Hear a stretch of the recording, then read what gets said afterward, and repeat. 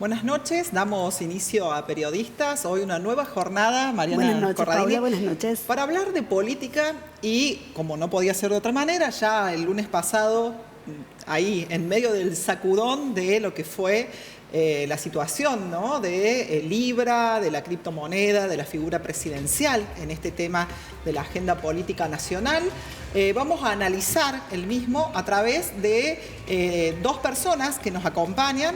Javier Díaz Araujo, politólogo, ¿cómo estás? Buenas noches. Gracias, buenas noches. Para, desmembrar, ¿no? Nos gustan los números, nos gusta mostrar lo que dicen los números y nos parece una buena oportunidad para compartir esta información. También vía Zoom le damos la bienvenida y el agradecimiento a Gustavo Córdoba. Él es magíster en comunicación política, está desarrollando diversas actividades, no solo desde la consultora Suban Córdoba, sino también, digamos, en un observatorio de políticas públicas y con un vínculo muy fuerte también con nuestra Universidad Nacional de Villa María. Así que, Gustavo, te damos también la bienvenida a través del Zoom a Periodistas.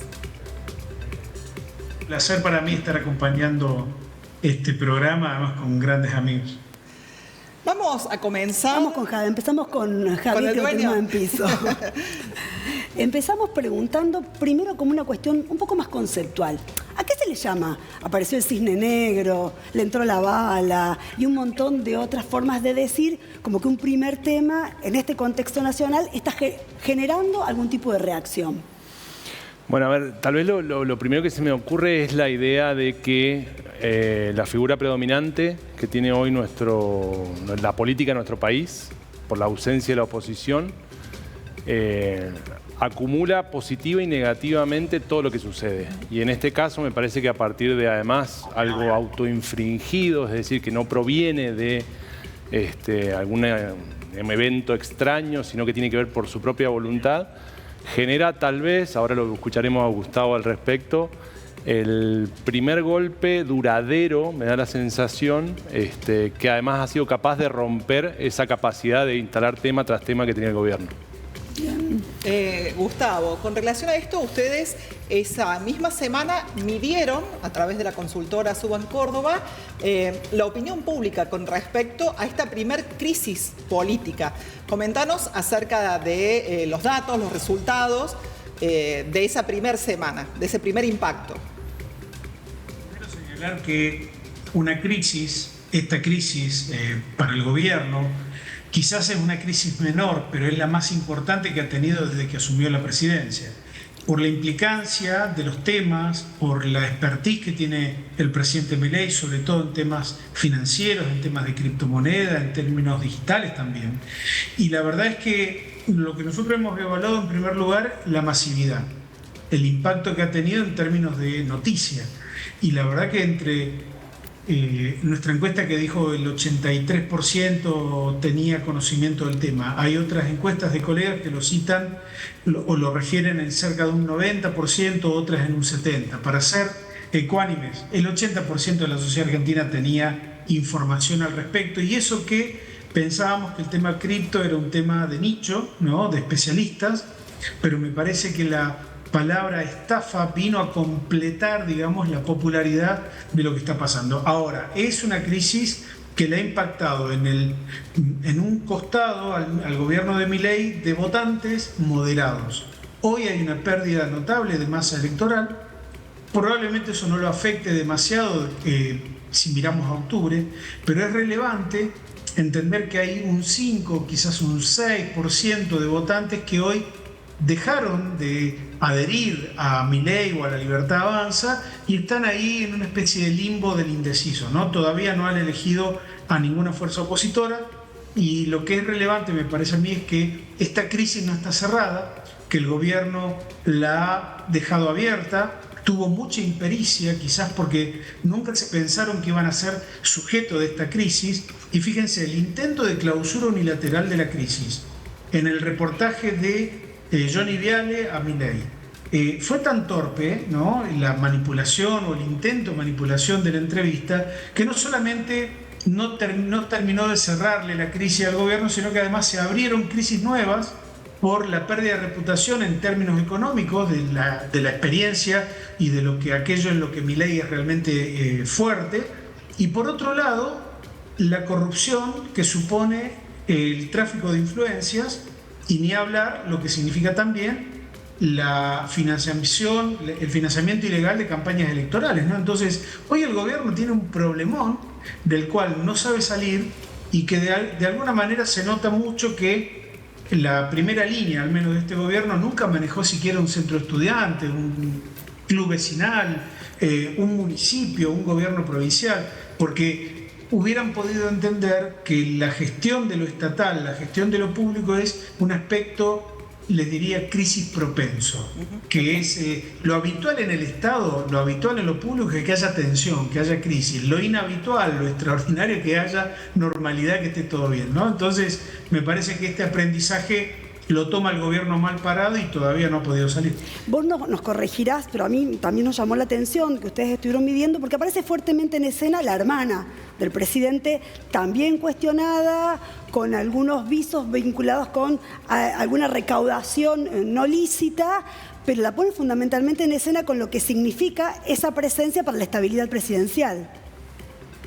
Totalmente. Además, déjame decirte, si vamos a suponer que nos contrata la oposición, que se juntan todos los opositores y dicen, bueno, a ver, necesitamos algún eje de campaña. Esta crisis le ha dado a la oposición dos grandes ejes. Uno, esta idea que vos acabas de señalar muy bien, la idea del entorno, esa mesa chica, el triángulo de hierro, ¿no? Los que lo integran, Karina Milei, Santiago Caputo y el propio presidente Milei. Allí están dirigidas hoy las miradas de todos, ¿no? Porque evidentemente algo ha pasado y no hay ninguna explicación, no hay ninguna transparencia de lo que está pasando. La segunda narrativa opositora sería esta pregunta retórica que nace de este tema.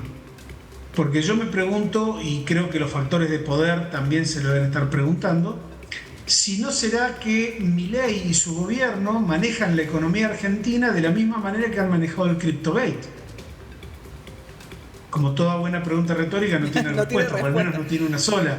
Claro. Pero estos dos argumentos, yo les diría, si tuviese que asesorar a la oposición, sería lo primero que les ofrecería, ¿no? En términos de estrategia. Y lo extraño también, y es una pregunta en realidad, es si esto de que sea la hermana, digamos, es la que hace ese tráfico de influencias, también es como que lo deja aparte al presidente, como si él dejara hacer sin tener la responsabilidad precisamente que los argentinos y las argentinas le traspasaron a él como el presidente y no a su hermana, digamos. Y sí, es algo raro, ¿no? Porque no hay comparación posible con ninguna otra gestión de gobierno previa. Es un esquema de poder que está desarrollando algunas cuestiones que son realmente llamativas. Que un presidente de la nación, por un bloque, o no importa por el motivo que sea, hable mal de los argentinos en el exterior. Miren, yo no sé ustedes, pero no lo vi nunca. Y me podrán acusar de un nacionalismo barato o lo que sea. Pero de verdad, que alguien hable mal de la gente de Argentina en el extranjero no lo había visto nunca, y mucho menos en un presidente de la nación, ¿no? Javier, sí, Gabriel. No sé por qué te iba a decir Gabriel. Bueno, Javier, recién decía algo muy interesante, Gustavo, que no me deja de sorprender, y es que es como a corto plazo. Si es un impacto que puede darle ejes de campaña pensando en octubre, que también es muy interesante, pero a corto plazo. ¿Por qué será? A ver, yo creo que todo el gobierno desde sus orígenes está en una dinámica de falta de un proyecto, sobre todo en términos económicos, ¿no? Me parece que hay toda una búsqueda permanente de sostenerse en una popularidad que hoy se asienta básicamente en la estabilidad del dólar y en la baja de la inflación. Me parece que esos son los dos puntos sobre los cuales está apoyado, y me parece que mientras tanto viene perdiendo legitimidad de manera permanente. Mientras tanto, la oposición sigue en una búsqueda que parece no tener resultados concretos. Igual todavía falta para el año que viene, ¿no? Gustavo, te vamos a pedir que continúes un minuto más porque tenemos que ir a la primera pausa, pero también nos interesa conocer algunos de los otros ejes que ustedes están leyendo. Por ejemplo, sabemos que miden habitualmente otros temas, además de de la criptolibra. Por ejemplo, previo a la legislativa, la imagen en Córdoba de, bueno, por supuesto, Schiaretti, de si sería él el gran elector en Córdoba para las legislativas. Nos vamos a meter, si nos permitís, un poquito también en la política cordobesa. ¿Te Queremos parece? saber qué va a pasar en octubre. Confiamos en que algo nos vas a decir. ¿Ya volvemos? ¿Ya volvemos? Claro, ¿Puede ser? Por supuesto que sí, gracias. Ya volvemos.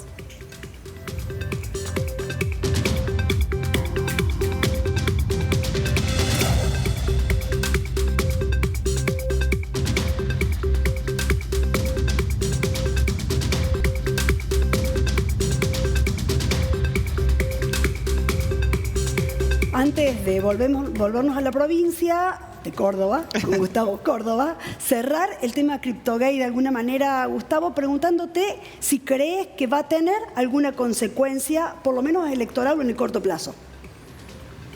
Electoral probablemente no, pero sí que esta crisis ante la impericia en el cierre operativo, porque una crisis para ser cerrada necesita que transcurra todo con una certidumbre muy grande de lo que está pasando, ¿no? Y el gobierno no es muy pródigo en dar explicaciones, ni mucho menos ser pedagógico con las cosas que hace o deja de hacer. Lo que dicen los especialistas es que esto se ha transformado en una crisis de sombra larga, así que bueno, van a seguir apareciendo temas vinculados a esto hasta que tengamos alguna resolución, posiblemente en la justicia de Estados Unidos, porque es poco serio que en la Argentina lo tenga que juzgar el familiar de un funcionario del gobierno.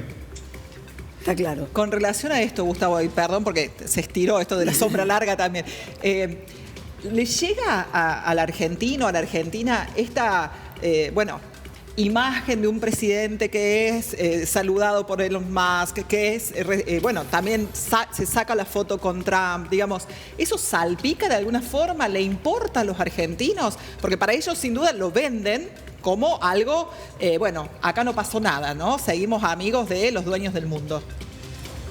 Sí, pero creo que en este contexto hay que pensar que ha habido un mínimo cambio de contexto, que lo que antes del gobierno caía muy bien o espectacularmente bien, hoy no tanto.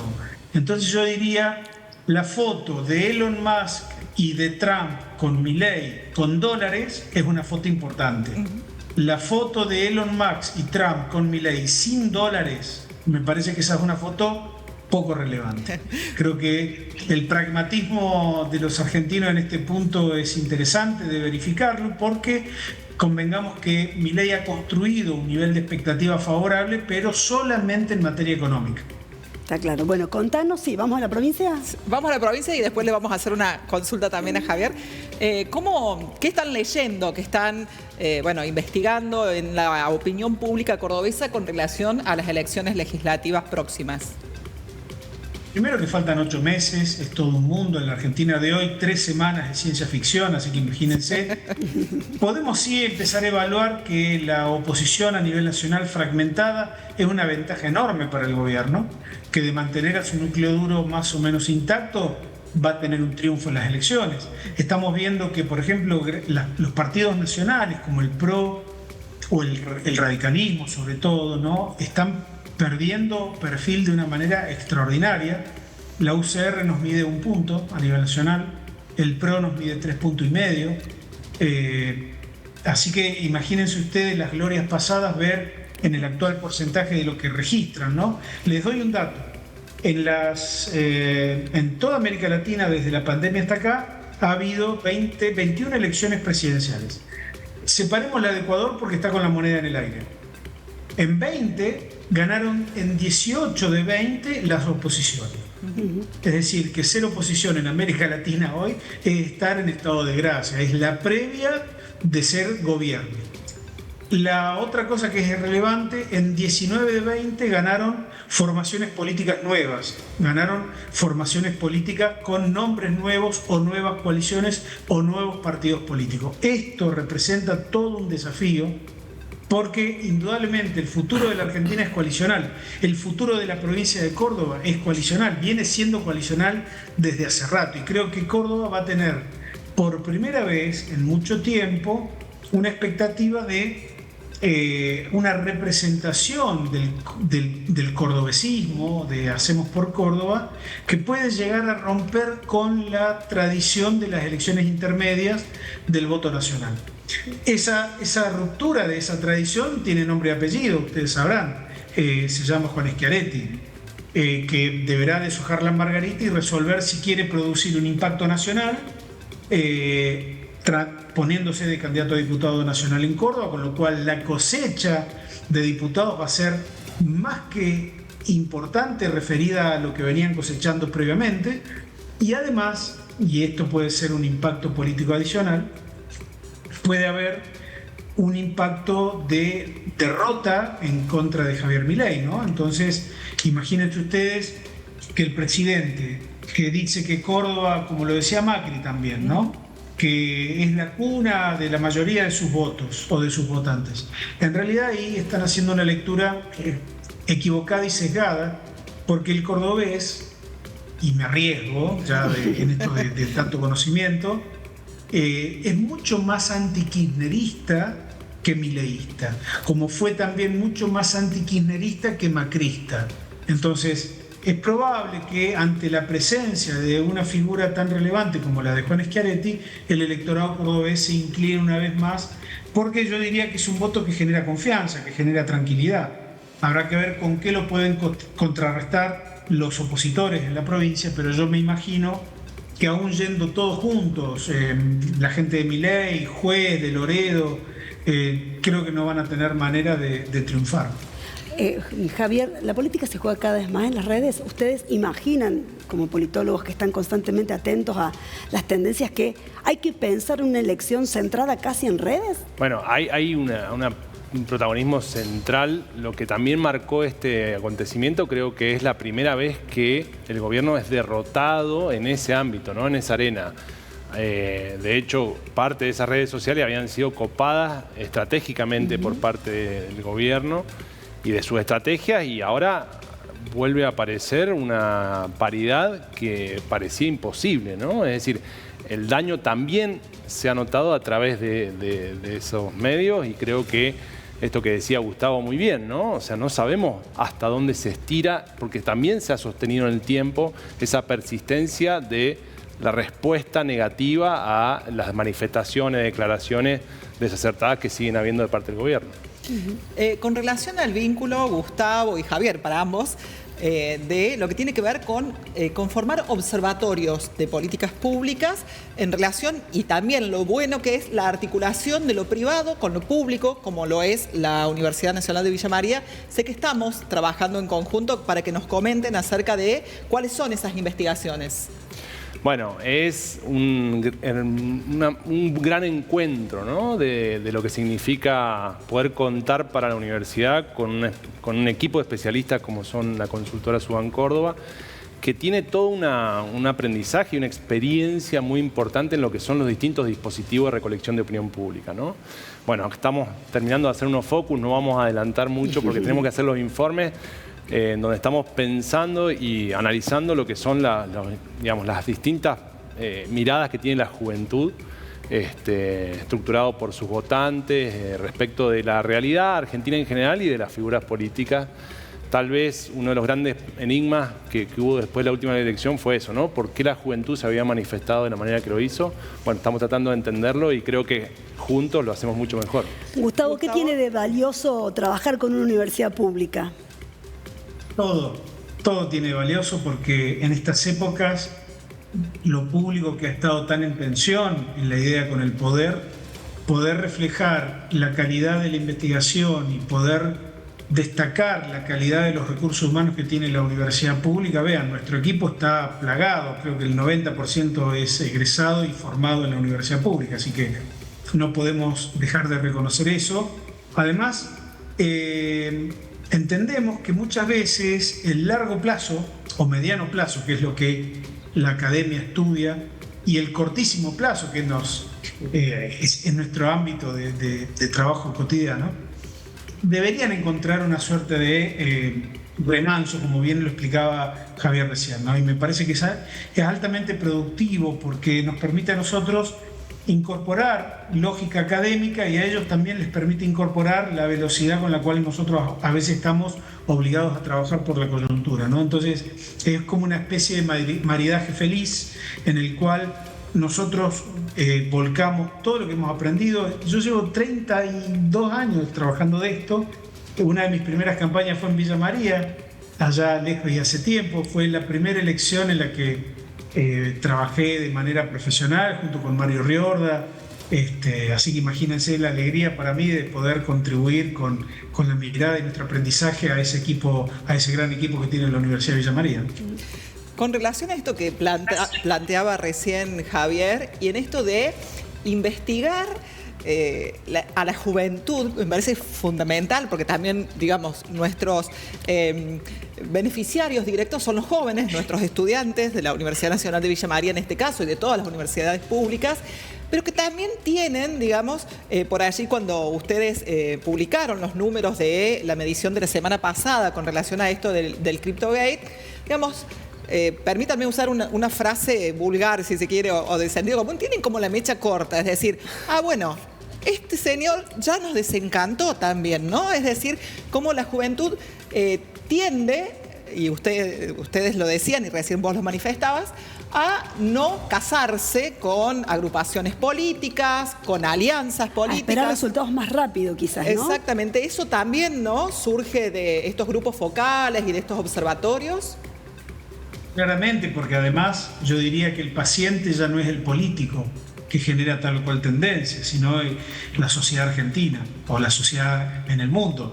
Los resultados en Alemania, por ejemplo, tienen una misma matriz de lo que ha votado Argentina. Uno podía ver con mucha claridad que el voto, por ejemplo, masculino en menores de 35 años se fue para la extrema derecha, mientras que el voto femenino en Alemania fue para todo el sector progresista, ¿no? Y en la Argentina ha pasado exactamente lo mismo. Entonces, más allá de las condiciones en cada país y del contexto, que seguramente es distinto, ellos tienen un régimen parlamentario, nosotros un régimen presidencialista, pero están pasando cosas que a veces la política se torna tan adultocéntrica que deja de reconocer las expectativas de los jóvenes, que deja de reconocer la cultura de los jóvenes. Y además, y miren el dato que les voy a dar, ustedes me dirán, tiene mucho sentido común, pero bueno, la cosa es así.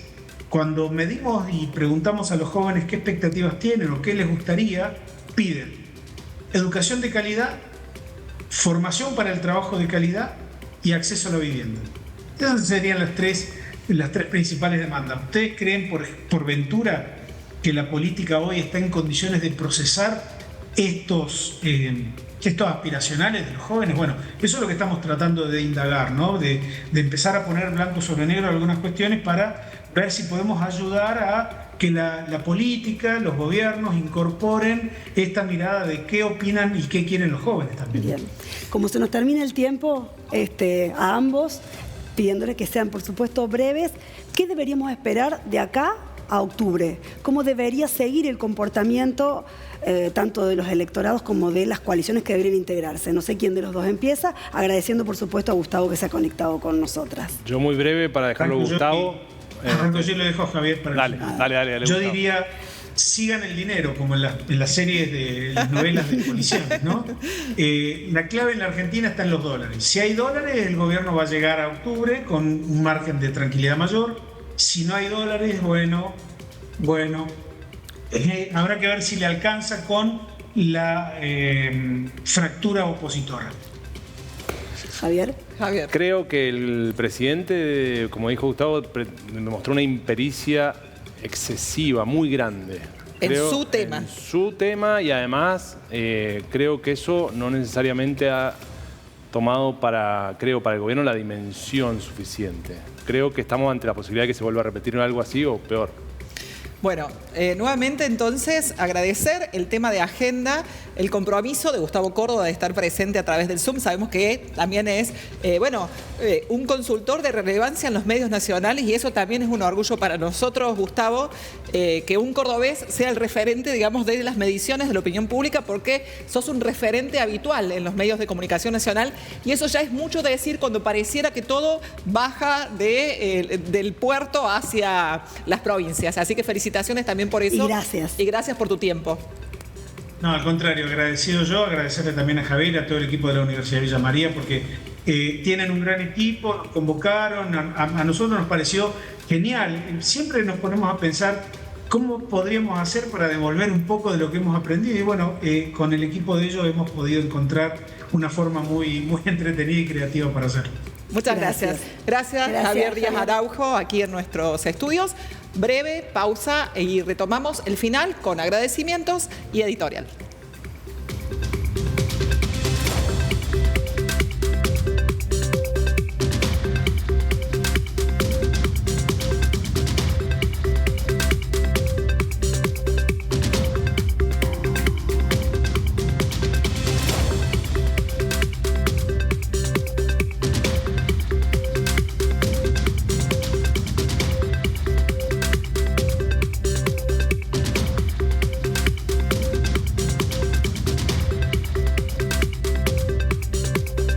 Esperamos que hayan disfrutado tanto como nosotras de los números, porque cómo nos gustan los números cuando nos ayudan a entender un poco mejor la realidad. Así es, y esto de la definición de que puede ser un fenómeno de sombra larga, aunque no tenga repercusión en las legislativas nacionales. Me parece que ha sido interesante el aporte de Gustavo Córdoba y de Javier Díaz Araujo. Tenemos que agradecer a la gente de UNTV, a las personas que nos hacen redes, Fátima y Facundo, también a Andrea Peretti, que nos recibió, nos maquilló, la verdad, una maravilla, qué rica torta, Andrea. Excelente. Gracias, Andrea, por, digamos, el maquillaje y también por la buena predisposición. A Erika Fecia, como siempre, a Lenny Lowe por la indumentaria y a ustedes que están del otro lado de la pantalla. Los días lunes, jueves y domingos pueden recuperar el contenido a la hora 21:30. Buena semana. Gracias por acompañarnos. Lo dije tan rápido.